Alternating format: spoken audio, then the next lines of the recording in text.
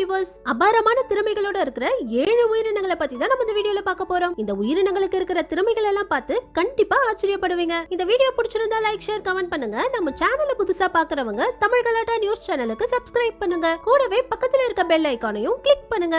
நம்ம முதல்ல பார்க்க போறது டைவிங் லிசர்ட். உலகத்துல 4675 வகையான பல்லிகளை இதுவரைக்கும் கண்டுபிடிச்சிருக்காங்க. பொதுவா பல்லிகளால தண்ணிக்கடியில சுவாசிக்க முடியாது. ஆனா இந்த டைவிங் பல்லிகள் மட்டும் தண்ணிக்குள்ள குதிச்சு சின்ன சின்ன மீன்களை வேட்டையாடி சாப்பிடுமாம். இந்த பல்லியாலையும் தண்ணிக்கடியில சுவாசிக்க முடியாதாம். இதனால இந்த பல்லி தண்ணிக்குள்ள குதிக்கும் போதே காத்த ஃபுல்லா சுவாசிச்சு இதோட தலைக்குள்ள வச்சுக்கிட்டு தண்ணிக்குள்ள குதிக்குமாம். இதோட தலைக்கு மேல பபிள் மாதிரி வருதுதான் இதை சேமிச்சு வச்சிருக்கிற காத்தாம். மனிதர்கள் எப்படி தண்ணிக்கடியில போகும்போது ஆக்சிஜன் டேங்கை எடுத்துட்டு போய் சுவாசிக்கிறாங்களோ அதே மாதிரி இந்த பல்லியும் ஆக்சிஜனை இதோட தலைக்குள்ள சேமிச்சுக்கிட்டு போய் தண்ணிக்கடியில 10 நிமிஷம் வரைக்கும் கூட இருக்குமாம். உலகத்துல உள்ள எந்த பல்லியுமே இந்த பல்லி மாதிரி தண்ணிக்கடியில சுவாசிக்காதாம். இது ஜம்ப் பண்ணி தண்ணிக்குள்ள குதிச்சு மீன்களை சாப்பிடுறதுனாலயே இத ஸ்கூபா டைவிங் பல்லின்னு சொல்றாங்க. அடுத்தது பிரில்லியன்ட் வுட்பெக்கர். பொதுவா பாம்புகள் பறவைகள் வாழ்ற கூடுகளுக்குள்ள போய் அதுங்களோட முட்டையையும் அதுங்களோட குஞ்சுகளையும் வேட்டையாடி சாப்பிடும். சில நேரங்கள்ல தன்னோட முட்டைகளை காப்பாத்த வர தாய் பறவையையும் கூட பாம்புகள் வேட்டையாடி சாப்பிடும். பாம்புகள் கிட்ட இருந்து தன்னோட முட்டைகளை காப்பாத்துறதுக்காக இந்த புத்திசாலியான ரெட் காட் மரக்கொத்தி பறவை மரம் ஃபுல்லா மரப்பசைகளை எடுத்துட்டு வந்து ஒட்டி வச்சிடுமா. இதனால பாம்புகளால அந்த மரத்தை ஏற முடியாதாம். இது கூட பரவாயில்லைங்க. இந்த மரக்கொத்தி பறவைய பாருங்க.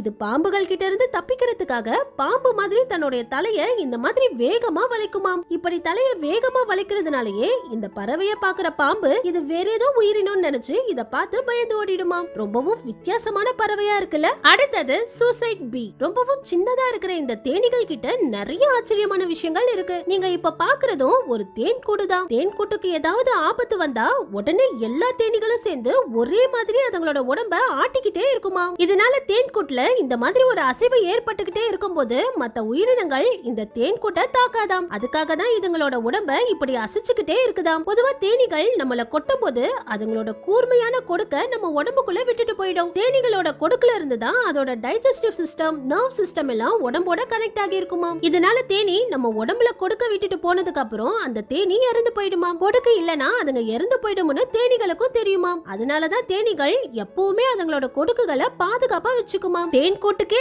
ஆபத்துனா மட்டும்தான் அதோட உயிரே போனாலும் பரவாயில்லன்னு அதோட கொடுக்கால நம்மள கொட்டிட்டு அந்த தேனியும் இறந்து போயிடுமா. அடுத்தது வெனம் வெஸ் நான் வெனம் ஸ்னேக். பொதுவா பாம்புகள்ல எது விஷமுள்ள பாம்பு எது விஷம் இல்லாத பாம்புன்னு ஈஸியா கண்டுபிடிக்க முடியாது. பார்க்க எல்லா பாம்பும் ஒரே மாதிரி தான் இருக்கும். ஆனா பாம்புகள் தண்ணியில போகும்போது எது விஷமுள்ள பாம்பு எது விஷம் இல்லாத பாம்புன்னு ஈஸியா கண்டுபிடிச்சிடலாமா. விஷம் இல்லாத பாம்புகள் தலைய மட்டும் தண்ணிக்கு மேல வச்சுக்கிட்டு உடம்ப தண்ணிக்குள்ள வச்சுக்கிட்டு நீந்துமாம். இதனால பாம்பு நீந்தும் போது அதோட தலை மட்டும் தெரிஞ்சா அது விஷம் இல்லாத பாம்பாம். அதுவே விஷமுள்ள பாம்புகள் அதோடைய உடம்பையும் தண்ணிக்கு மேல வச்சுக்கிட்டு தான் நீந்துமாம். இதனால முழு உடம்பும் தண்ணிக்கு மேல தெரிஞ்சா அது விஷமுள்ள பாம்பாம். அடுத்தது டேம்செல் ஃப்ளை. பொதுவா ஒவ்வொரு உயிரினமும் அதுங்களால முடிஞ்ச அளவுக்கு வித்தியாசமான முறைகள்ல பெண் உயிரினத்தை கவர்ந்து இனப்பெருக்கம் செய்யும். இந்த ஆண் தீக்கோழி கூட பெண் தீக்கோழியை கவரத்துக்காக இப்படி டான்ஸ் ஆடுது. ஆனா இதுங்க ஒண்ணு சேர்ந்ததுக்கு அப்புறம் ஆணும் பெண்ணும் தனித்தனியா பிரிஞ்சிடும். ஆனா இந்த ஊசி தட்டாம்பூச்சிகள் மட்டும் ஒண்ணு சேர்ந்ததுக்கு அப்புறமும் பெண் தட்டாம்பூச்சி முட்டையிடுற வரைக்கும் 2 தட்டாம்பூச்சியும் ஒட்டிக்கிட்டே இருக்குமாம். இந்த ஊசி தட்டாம்பூச்சிகள்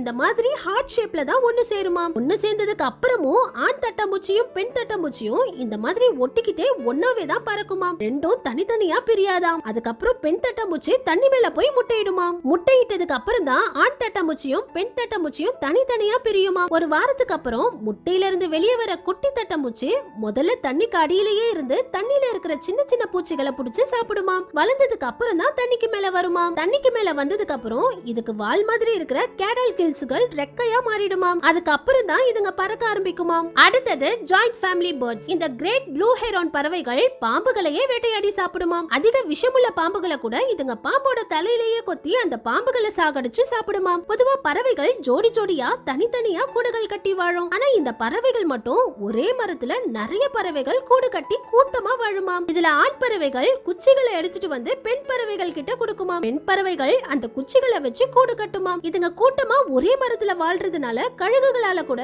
இதுங்களோட குஞ்சுகளை வேட்டையாட முடியாதாம். ஏன்னா இதுங்களுக்கு ஏதாவது ஆபத்துனா எல்லா பறவைகளும் ஒரே மரத்துல இருக்கிறதுனால கூட்டமா சேர்ந்து எதிரிகளை தாக்கி நாளாக்கி துரத்தி விட்டுருமாம். நம்ம கடைசியா பார்க்க போறது ஒப்போசம் ராட். இந்த வகை எலிகள் கருவுற்ற 11ல இருந்து 13 நாட்களுக்குள்ளேயே குட்டி போட்டுருமாம். இதுங்க அதிகபட்சமா 14 குட்டிகள் வரைக்கும் போடுமாம். குட்டிகள் பிறக்கும் போதே 14 குட்டிகளையும் ஒரு சின்ன ஸ்பூன்ல வைக்கிற அளவுக்கு ரொம்பவும் சின்னதா பிறக்குமாம். இதனால தாய் எலி குட்டிகளை 2 மாசத்துக்கு அதோட வயித்துல உள்ள பவுச்சுக்குள்ள வச்சுதான் வளர்க்குமாம். குட்டிகள் வளர்ந்ததுக்கு அப்புறமும் 4 மாசம் வரைக்கும் எங்க போனாலும் தாய் எலியே குட்டிகளை தூக்கிட்டு போகுமாம். ஒரு வருஷத்துக்கு அப்புறம் தான் தாயை விட்டு குட்டிகள் தனியா போய் வாழ ஆரம்பிக்குமாம். ரொம்பவும் பாசக்கார எலியா இருக்குல்ல. ஓகே வியூவர்ஸ், இதுல எந்த உயிரினத்தோட திறமையை உங்களுக்கு ரொம்ப பிடிச்சிருந்துச்சுனோ அடுத்து எதை பத்தி வீடியோ பண்ணலாமோ கமெண்ட்ஸ்ல சொல்லுங்க. இந்த வீடியோ பிடிச்சிருந்தா லைக் பண்ணுங்க, ஷேர் பண்ணுங்க. நம்ம சேனலை புதுசா பாக்குறவங்க தமிழ் கலாட்டா நியூஸ் சேனலுக்கு சப்ஸ்கிரைப் பண்ணுங்க. கூடவே பக்கத்துல இருக்க பெல் ஐகானையும் கிளிக் பண்ணுங்க.